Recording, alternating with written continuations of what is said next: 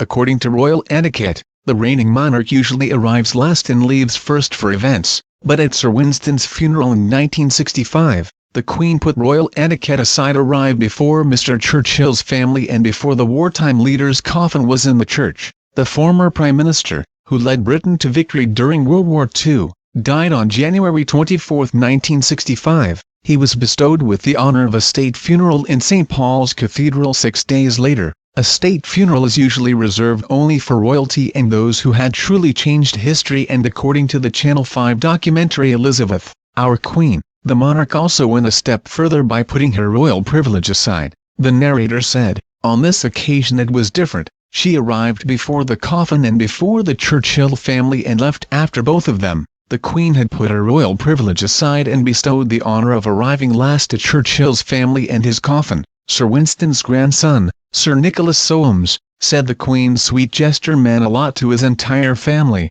Sir Nicholas said, "It is absolutely exceptional, if not unique, for the Queen to grant precedence to anyone. For her to arrive before the coffin and before my grandfather was a beautiful and very touching gesture." The Channel 5 documentary also revealed behind-the-scenes attempts by the government and royal family to show a more modern Queen. In 1957, the Queen delivered the first televised Christmas speech by a monarch following a precedent set by her grandfather King George V's first radio Christmas message 25 years earlier. Ronald Allison, who was the Queen's press secretary from 1973 to 1978, said, "The Queen described it as nerve-wracking, but she was in good hands. Prince Philip was very much holding her hand through all of this." His comments were echoed by the daughter of Peter Dimmock from the BBC, who produced the broadcast. Christina Aldridge said, "The Queen was rather nervous, and Prince Philip must also have known that she was rather nervous. He stood behind the camera and made encouraging faces at her,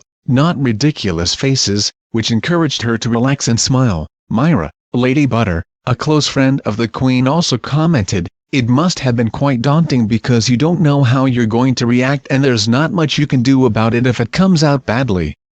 Thank you for watching.